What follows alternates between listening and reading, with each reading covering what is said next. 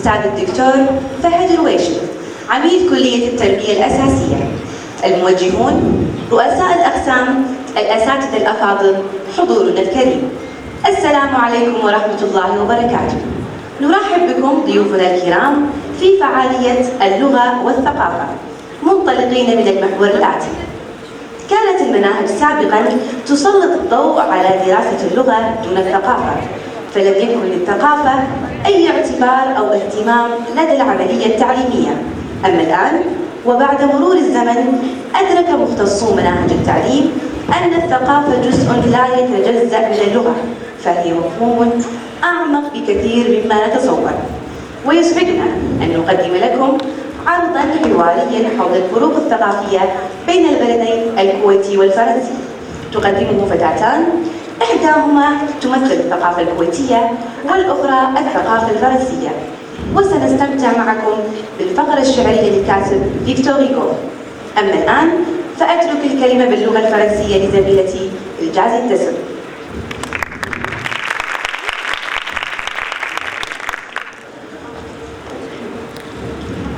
Mesdames et Messieurs, Son Excellence l'Ambassadeur de France, Monsieur le Doyen de la Faculté de Pédagogie, Monsieur les professeurs, chères étudiantes, nous, les étudiantes de la section française à la Faculté de Pédagogie, nous sommes très heureuses de vous accueillir à la Journée de la langue et de la culture franco-koweïtienne.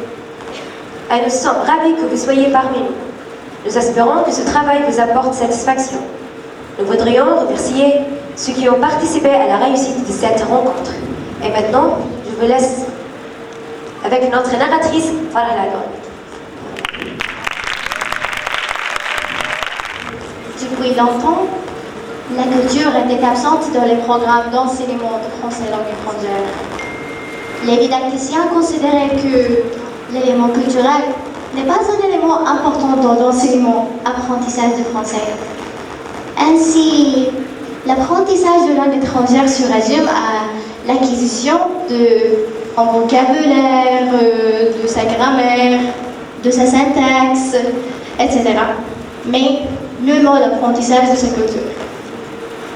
Attarder sur cette approche qui n'est plus suivie dans la didactique des langues étrangères, aujourd'hui, l'élément culturel est intégré dans l'enseignement-apprentissage du français.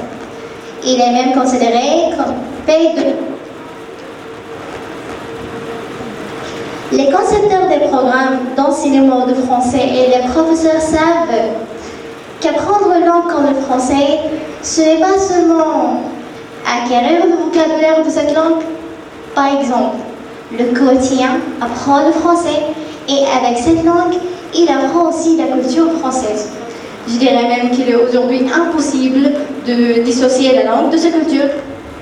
Le binôme langue-culture devient de nos jours présent dans toutes les méthodes d'enseignement, apprentissage de FLE, ce que je veux dire français langue étrangère. C'est ma manière bonne, je citerai à titre d'exemple les méthodes de taxi, sans frontières, café au lait, alter ego, etc. Au niveau de Koweït, nous disons que tout enseignement réussi de la langue française, que ce soit le français général ou le français de spécialité, doit intégrer les éléments culturels. La langue française est un fait social comme les linguistes définissent toute autre langue. Autrement dit, il est impossible de concevoir cette langue en dehors de la communauté linguistique qui la parle. Comme vous le savez, les Français ont des éléments culturels spécifiques. Ces éléments diffèrent peu ou prou des éléments culturels des et des locuteurs arabophones en général. Pour comprendre l'intérêt de l'élément culturel dans l'apprentissage de cette langue, on ne peut pas faire l'économie de citer quelques exemples pour voir de plus près qu'il est impossible de comprendre un discours si on ne comprend pas les éléments culturels qu'il comporte. Vous voyez que la langue et la culture sont associées. On ne peut pas séparer l'une de l'autre. Nima, une jeune française. Hafsa, une jeune Koweïtienne.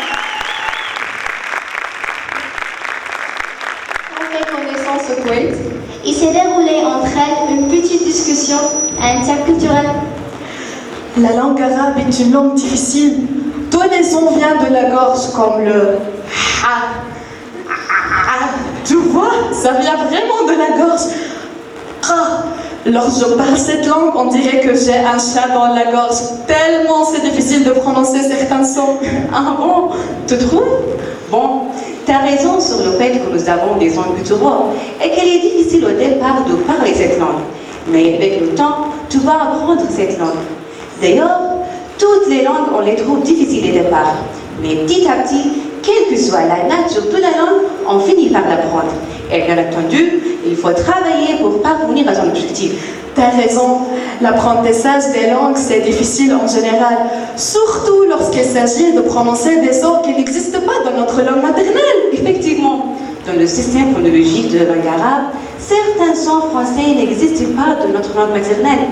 En fait, on nous dit pour bien prononcer certains sons, il faut faire une projection des lèvres, et que les lèvres devraient être arrondies, comme le ou. Tu vois comment les lèvres sont arrondies avec une projection des lèvres? Oh.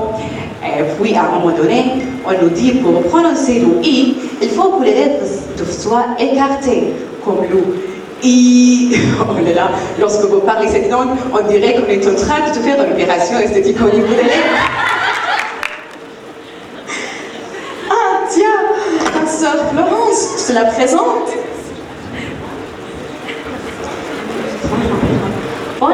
Bonjour Florence, comment allez-vous? Ça va bien, et toi? Ça va bien, cela me fait plaisir de faire votre connaissance. Cela me fait... Mais pourquoi tu veux Allez, au revoir. Mais pourquoi tu veux voir ma sœur? Parce que c'est la première fois que je la rencontre.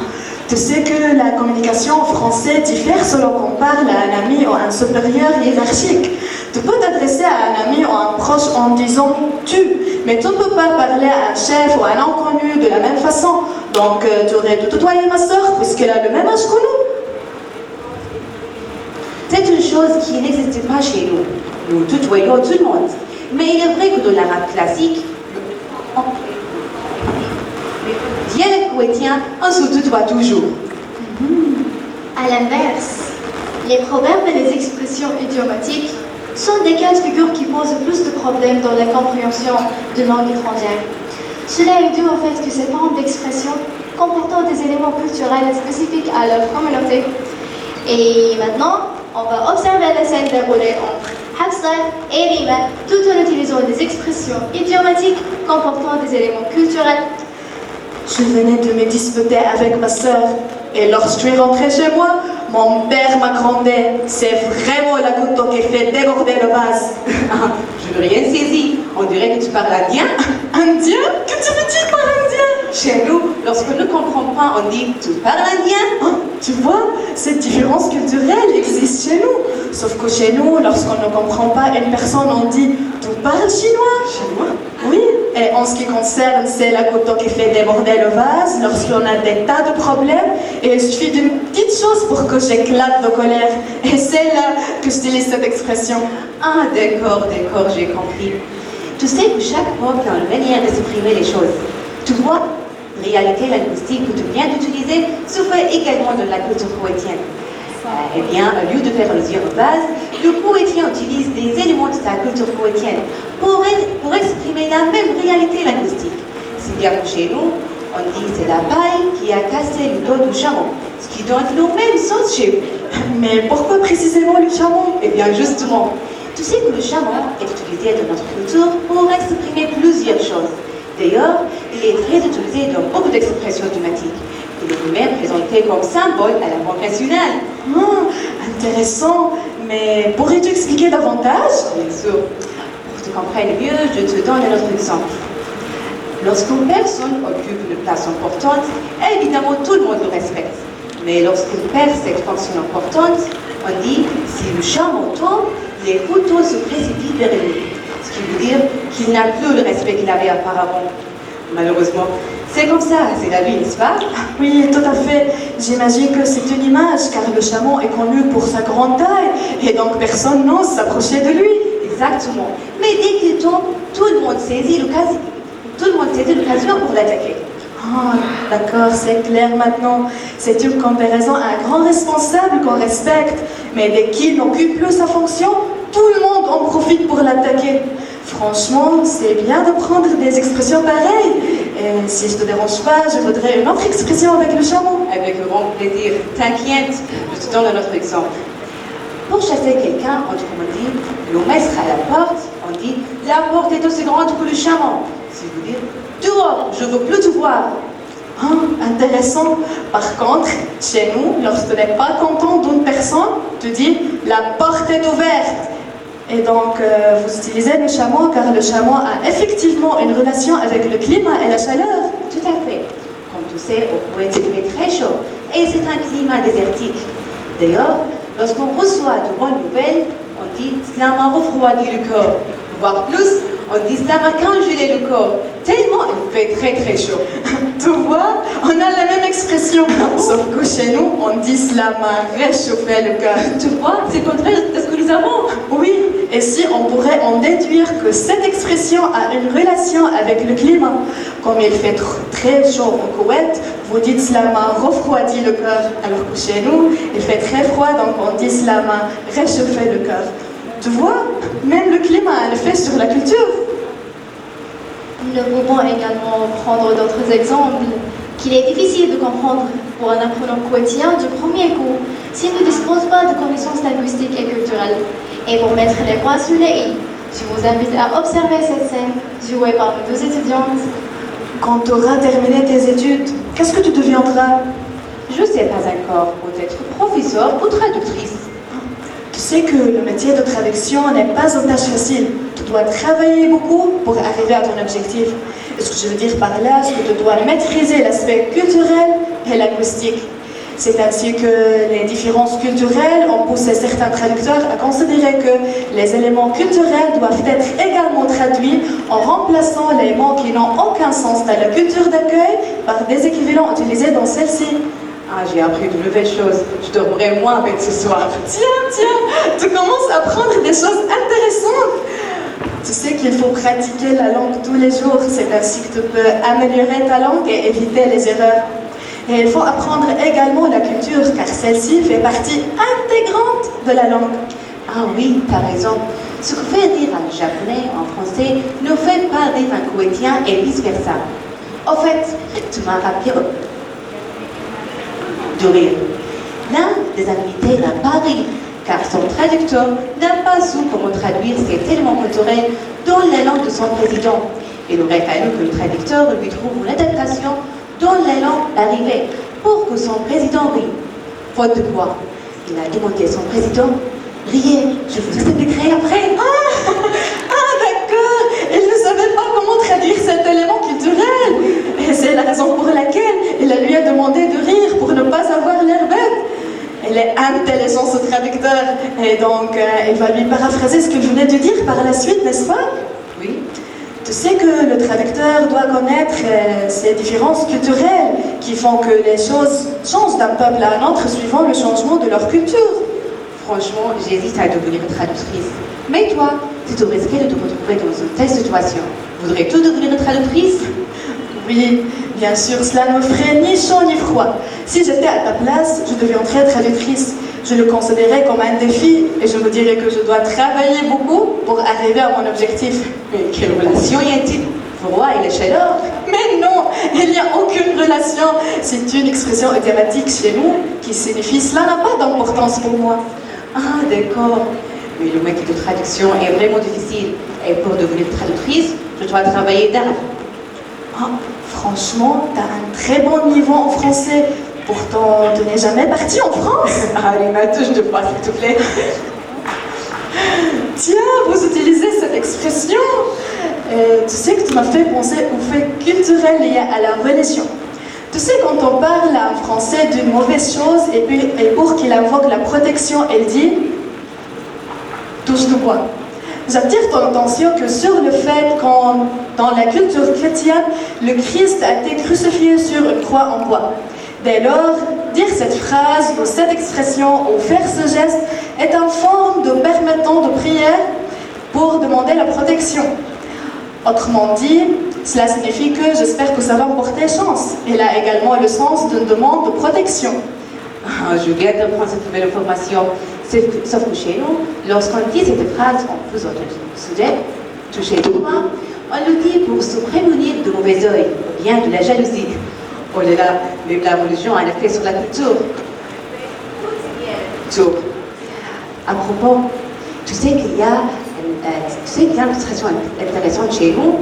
On dit ne prépare pas les médicaments avant d'être blessé. Mais comme d'habitude, et voilà, comme d'habitude, c'est toujours pareil, c'est une traduction littérale, car je n'ai rien compris. Exactement, cela est une traduction littérale, mais évidemment, en tant qu'interlocuteur, tu ne vas rien comprendre. Cela veut dire, le fait comme si les choses qui est étaient déjà arrivées, dans le sens, ça pourrait ne pas arriver. Ah, d'accord, intéressant. Chez nous, on dit « il ne faut pas vendre la peau de l'ours avant de l'avoir tué », ce qui donne le même sens chez vous. Ah, on pourrait déduire qu'il faut vraiment connaître la culture de l'autre et qu'il ne faut pas traduire notamment, car celui, pas le message, ne va rien comprendre. Oui, si on traduit notamment, on pourrait avoir des phrases grammaticalement correctes, mais sémantiquement, elles n'ont aucun sens. Ah oui, justement, c'est ce qu'on appelle le transfert de langue maternelle vers la langue étrangère. Et donc, ça passe ou ça casse. Et des fois, ça passe. Bon, en fait, qu'est-ce que tu fais pour améliorer ton français? Qu'est-ce que tu regardes comme film? Quelles chansons tu aimes? Eh bien, je regarde des films français. D'ailleurs, récemment, j'ai regardé Le Comte de Monte Cristo. C'est un film formidable, il ne faut pas le rater. Et j'aime les chansons aussi, en particulier la chanteuse Dalida. Oui, moi aussi, je l'aime, je l'adore. Elle a une voix formidable, elle est comme la lune. Pardon, comme la lune? Oui, comme la lune. Tu veux dire qu'elle est stupide? Mais non, je veux dire qu'elle est vraiment belle. Chez nous, on compare la lune à la beauté. Et c'est ainsi que si tu veux décrire une personne en disant qu'elle est vraiment belle, on dit c'est la lune 14. Mais pourquoi précisément la lune 14? Oui, parce que c'est le 14e jour du mois lunaire. Donc, ça veut dire c'est la pleine lune. Intéressant, c'est très intéressant ce que tu dis. Tu vois qu'on a appris des choses intéressantes. En revanche, la lune chez nous représente la stupidité. Ah bon? Oui, on dit elle est con ou elle est conne comme la lune, ce qui veut dire qu'elle est stupide. Donc, tu auras dû dire cette chanteuse est belle comme le jour, alors que chez vous, la lune représente la beauté. Eugène Neda, c'est celle qui a traduit la Bible. Nous apprend que la beauté au cou est assimilée à celle de la lune n'a pas de sens en France, voire même cette comparaison dans le sens contraire. Car en France on dit il est con comme la lune, faites-la plutôt avec celle du soleil. Et maintenant, on va faire une petite pause. Je vous laisse avec le Jazz et Dassem.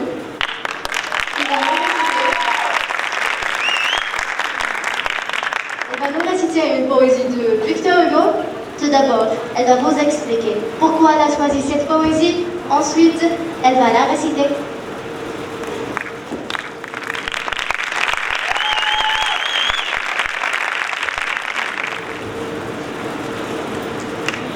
Avant de réciter la poésie des orientales de Victor Hugo, j'aimerais vous dire la raison pour laquelle j'ai choisi cette poésie.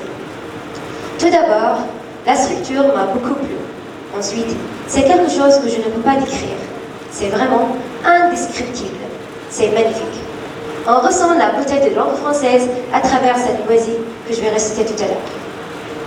Puis, il y a surtout un mélange entre la culture française et la culture orientale, qui est notre sujet aujourd'hui.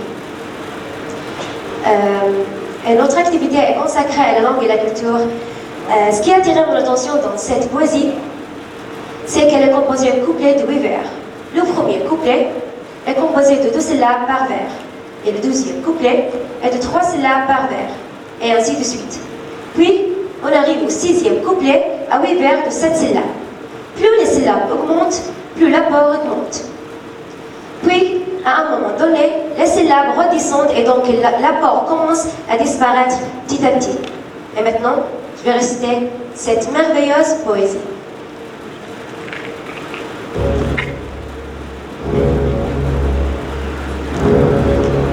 Mur,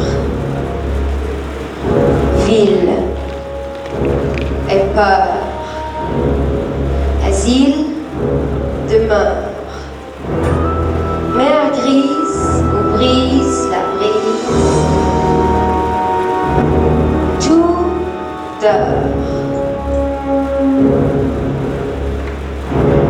Dans la plaine naît un bruit, c'est la laine de la nuit.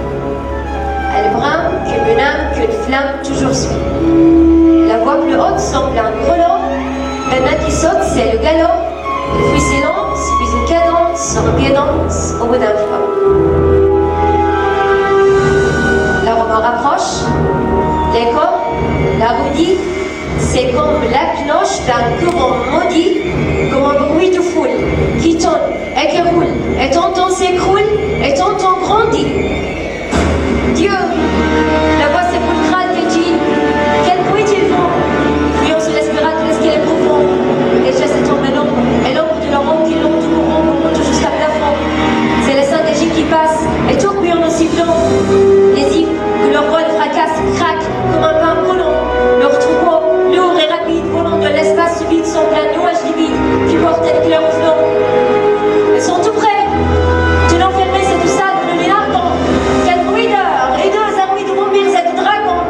La poutre du doigt décellé, non ainsi qu'une herbe mouillée, à la vieille porte rouillée, tremble à diracer les secondes.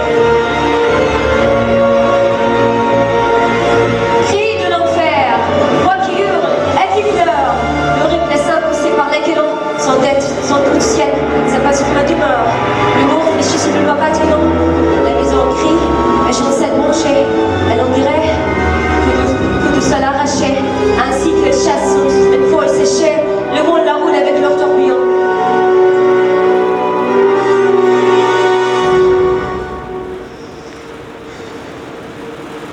Prophète, si ta main me sauve de ces impurs démons des soirs, j'irai prosterner mon front chauve devant tes sacrés ce soir.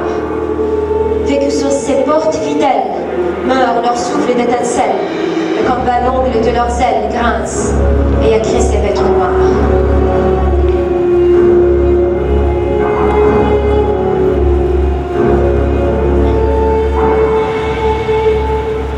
Ils sont passés. Leurs cordes s'envolent et fuient, et leurs pieds cessent de battre ma porte de leur cul multiplié. L'air à plaindre. Et dans les forêts prochaines, frissonnent tous les grands déchaînes sur leur vol de boucliers. De leurs ailes lointaines, le battement des croix, si confus dans les plaines si faibles qu'on l'en croit. Ouïr la souterraine, crier de voix grêle, ou pétiller la grêle sur la pompe d'un vieux toit. D'étranges syllabes nous viennent encore, ainsi des arabes console le cœur. Un chant sur la greffe, par instant s'élève, et l'enfant qui rêve fait des rêves d'or. Les djinns funèbres, fils de trépas, dans les ténèbres, pressent leurs pas, leur essaim grande, ainsi profonde, murmure l'onde, qu'on ne voit pas. Ce bruit vague, qui s'endort, c'est la vague, sur le bord, c'est la plainte, presque éteinte, d'une sainte, pour un mort. On doute la nuit, j'écoute, tout fuit,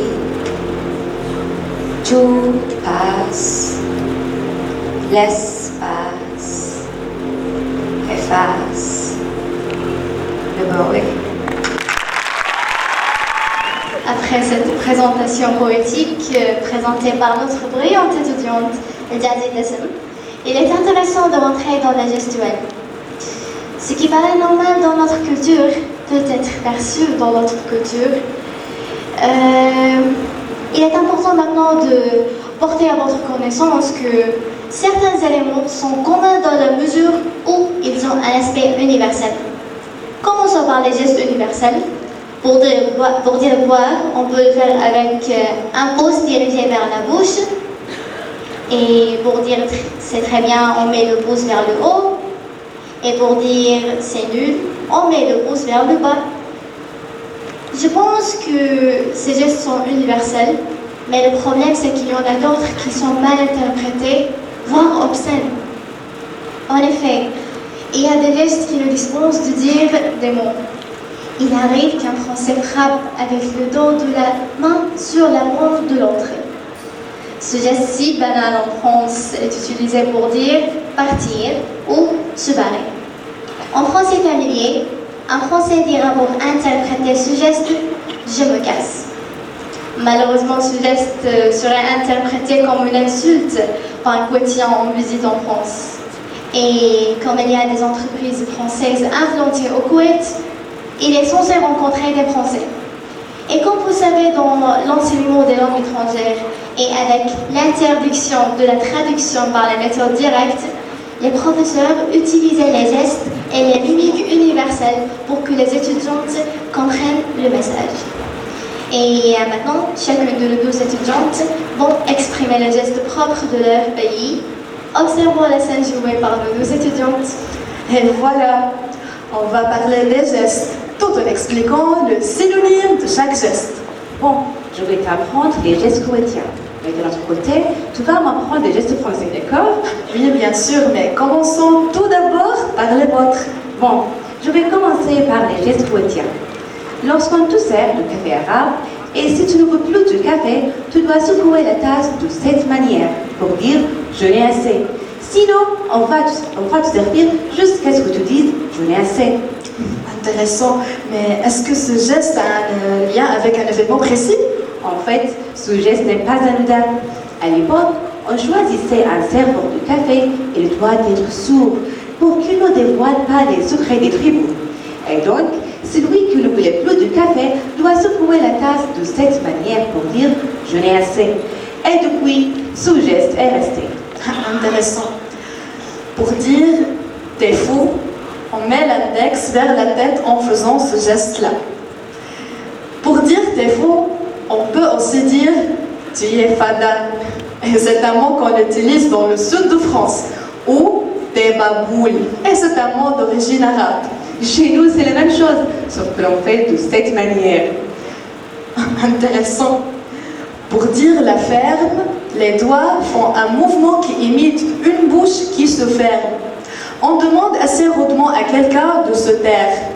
Donc cela veut dire ferme ta bouche. Et l'expression la plus vulgaire, ferme ta gueule. On fait également le même geste, mais on utilise ce geste pour dire attention, tes phares sont allumés. Mais également ce geste pour dire attention, tes phares sont éteints. Tout dépend du contexte dans lequel on se trouve. Intéressant.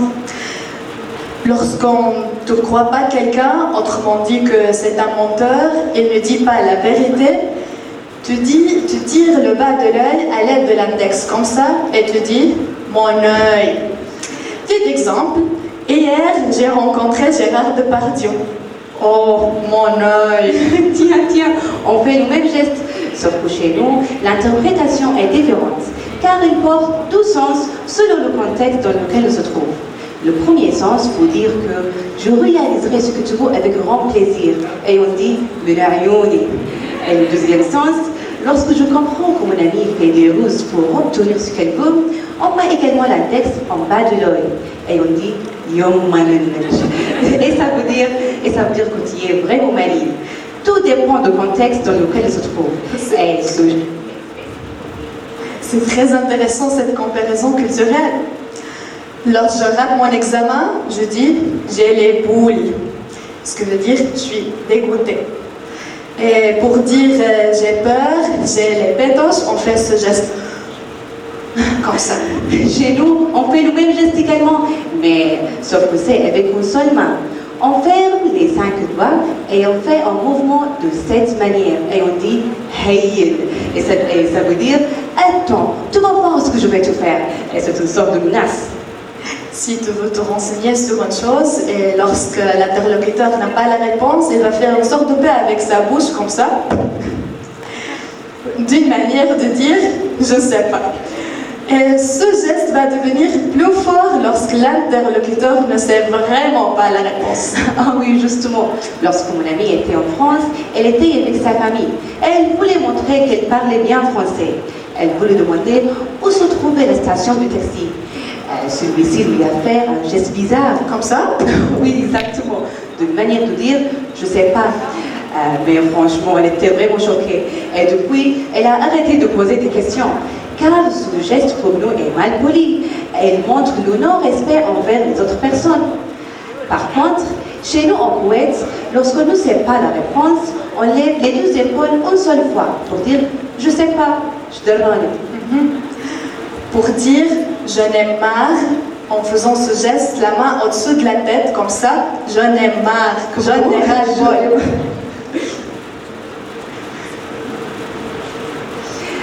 Ce geste que je vais faire est spécifique aux filles. C'est seulement les filles sert à faire ce qu'il y a quelqu'un, on fait ce geste. Petit exemple, si je suis avec Real Madrid et que mon ami est avec Barcelone, et lorsque mon équipe gagne le match, je fais ce geste. Mon poignet est fermé. Comment? Mon poignet est fermé gratte la paume de notre main. Et on Intéressant. Et c'est pour bisquer quelqu'un. Mais également, il y a un autre geste. qui fait bisquer encore plus que le premier. On gratte l'index et le pouce. De cette manière, c'est également pour faire bisquer quelqu'un. Et on dit également harrat. Si quelqu'un boit beaucoup d'alcool, il devient ivre. On dit il est complètement bourré, pété. Petit exemple, t'as vu Thomas là-bas? Elle est complètement bourrée. Tu sais que les deux étudiantes qui étudient avec nous vont prendre des cours intensifs de langue française? Et que veut dire ce geste? Ça veut dire que c'est impossible. Juste, elles nous disent oh, jamais. Elles vont en France pour le tourisme. Elles prétendent qu'elles y vont pour reprendre des cours en temps. En fait, ce que je vais te dire maintenant n'a rien à voir avec les gestes. Bon, on ouvre les guillemets. J'ai entendu dire que le département de français va rester à jamais attaché avec le département d'anglais. Mon comme tu sais, ça ne nous regarde pas. Effectivement, Irina, ça ne nous regarde pas puisque nous serons plus étudiants dans cette faculté. Mais paraît-il que la faculté de pédagogie dans laquelle se trouve va être appelée l'université Jaber, mais ça ne nous regarde pas. Oui, effectivement, cela ne nous regarde pas. Mais paraît-il, comme tu sais, que ça va être appelé l'université Jaber. Mais ça fait plus de 10 ans qu'on le dit. Donc espérons que cette faculté changera de nom pour devenir l'université Jaber, qui espérons-le, verra le jour très bientôt. Espérons-le, comme tu le dis, moi je suis entièrement d'accord avec toi, mon ami. Mais ça ne nous regarde pas puisqu'on ne sera plus concernés. Oui, tout à fait, cela ne nous regarde pas. Exactement. Tu sais que le nombre d'étudiants de la classe dépasse 70 étudiants, voire plus. Mais ça ne nous regarde pas. Oui, exactement, cela ne nous regarde pas. Mais comment peux-tu avoir une bonne qualité d'enseignement alors qu'il y a 70 étudiantes, voire plus? Tu sais, pour apprendre le français, il faudrait que le nombre soit réduit pour apprendre les 4 compétences. En l'occurrence, les expressions écrites et orales et les compréhensions écrites et orales. Mais ça ne nous regarde pas, comme tu le sais. Oui, je suis d'accord avec toi, mon ami Hafsa, ça ne nous regarde pas, puisque cette décision est purement administrative. Tout à fait, ça ne nous regarde pas.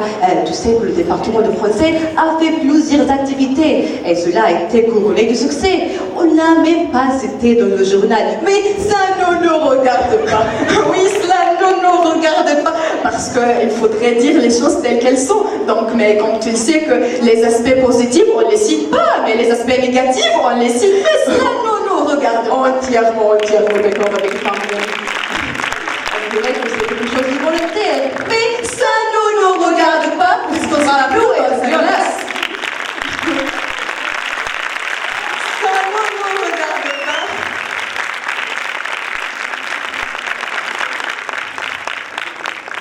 Dans la section française dans laquelle nous sommes, ils sont au-delà 600 étudiants, alors qu'il y a seulement 5 enseignants, mais cela ne nous regarde pas. Le nombre est effectivement énorme. Oui. Et le problème problème, c'est qu'il y avait des étudiantes qui ne voulaient pas se spécialiser dans la langue française.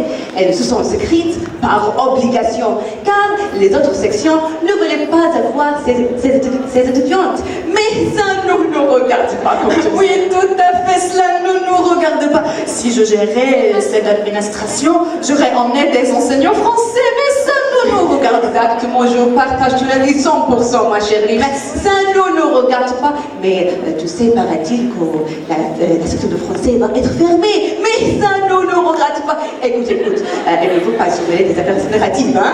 Oui, car cela ne nous regarde pas, évidemment. En effet, ça ne nous regarde pas.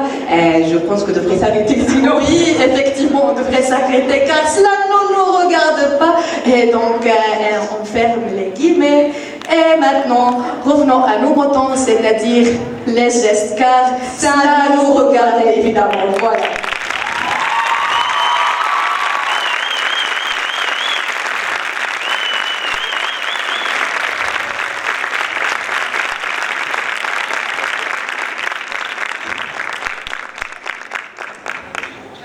Donc, on continue.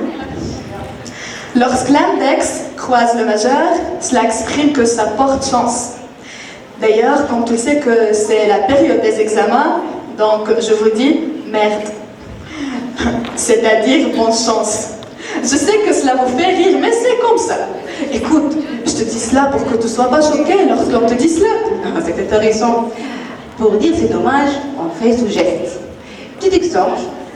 Aujourd'hui, c'est le jour de mon voyage. Et lorsque j'arrive à l'aéroport, je rate mon avion. Et donc, j'annonce cette nouvelle à mon amie. Et elle fait sous-geste en disant « Oui, Ramira ». Et ça veut dire que c'est dommage. Oh là là là là là là. Cela signifie qu'il y a une catastrophe. Petit exemple.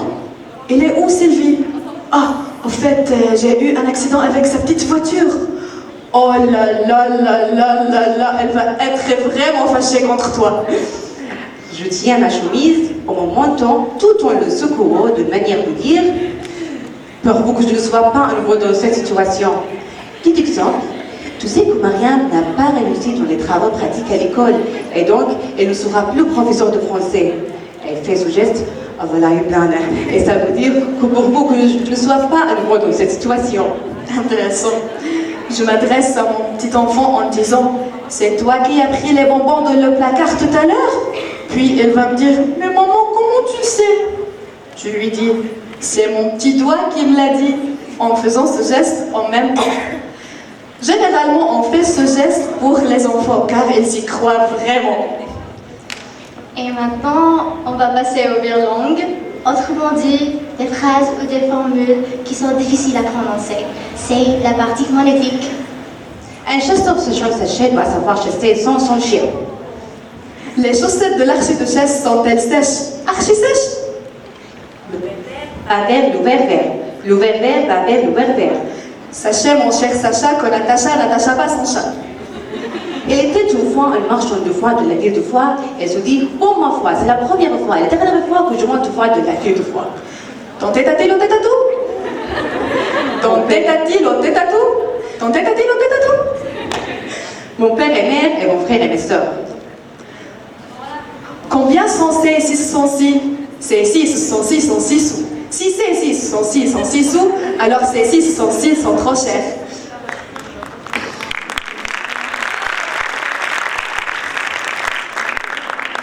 Tic et tac en chacun leur tactique. Tic tic tac en tic tactique et tac tic en tic tac tac.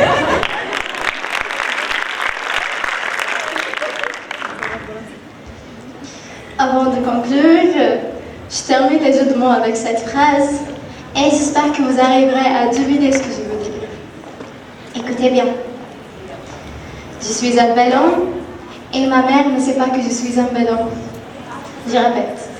Je suis un ballon et ma mère ne sait pas que je suis un ballon. Attention, ma mère est présente dans la salle. Heureusement qu'elle ne comprend pas le français, sinon j'aurais des problèmes. Je pense que vous avez deviné le sens. Avez-vous remarqué que cette phrase s'agit du verbe suivre et non pas le verbe être? Bon, revenons à nos moutons. Vous voyez que la culture est une partie intégrante de la langue. On ne peut pas séparer l'une de l'autre. Je dirais qu'elles sont indissociables. Je dirais même qu'elles sont comme deux oiseaux inséparables. Si on sépare l'un de ces deux oiseaux, l'autre meurt. J'applique cet exemple sur la langue et la culture. Donc, il est important de comprendre, de connaître, de saisir la culture de l'autre. Une fois que vous avez acquis la culture, cela vous permet de mieux ou de bien maîtriser la langue et ça facilite la tâche du traducteur. Le fait de comprendre ou d'apprendre la culture française revient à apprendre à connaître l'autre. On en a besoin dans notre monde et pardon que cela peut faciliter, comme j'ai déjà mentionné, la tâche de traducteur et cela vous permet également d'éviter le malentendu et les stéréotypes et avoir plus de tolérance envers les autres. On en a besoin dans notre monde où la mondialisation a contraint les gens à vivre dans un monde multiculturel. Et finalement, j'espère que vous vous êtes bien régalés et j'espère que nous sommes arrivés à transmettre notre message au public présent dans cette salle. Et j'espère que vous vous êtes bien amusés. Merci.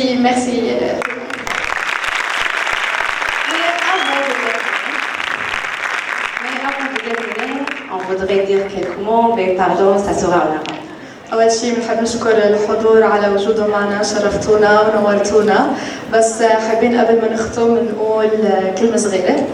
طبعا وقفتنا حاليا في هذا المسرح امامكم، هذا شيء ما كنا نتوقعه ابدا في بدايتنا، فاحنا بدينا من نقطة الصفر الى الان شارفنا على النهاية والتخرج.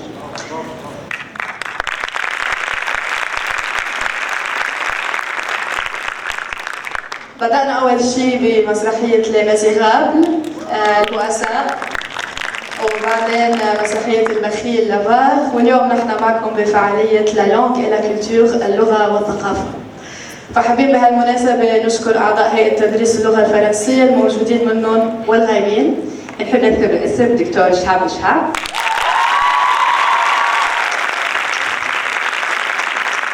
دكتورة بدرية رشيد،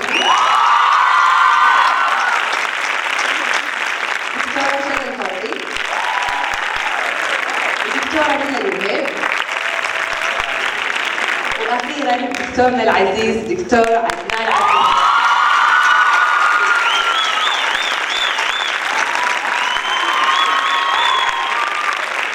طبعا دكتور عدنان الجندي المجهول وراء نجاح كل عمل، ناهيك عن تعبه وجهده معانا من الالف للياء، تدريبه لنا وحضوره معانا ايام التدريبات الى اوقات متاخره.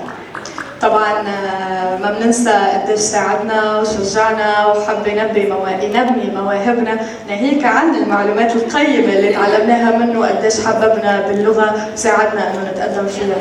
فبندعيك دكتور عدنان على المسرح لناخذ معك صورة.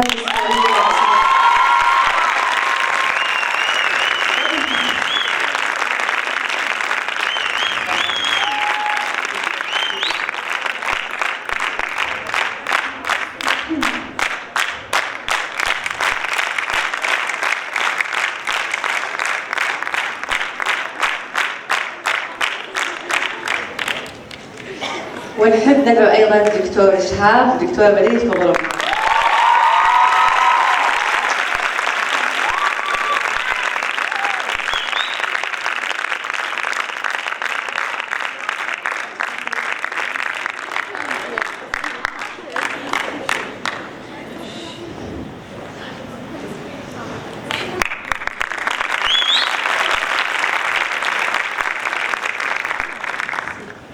Merci beaucoup. Merci tout le monde.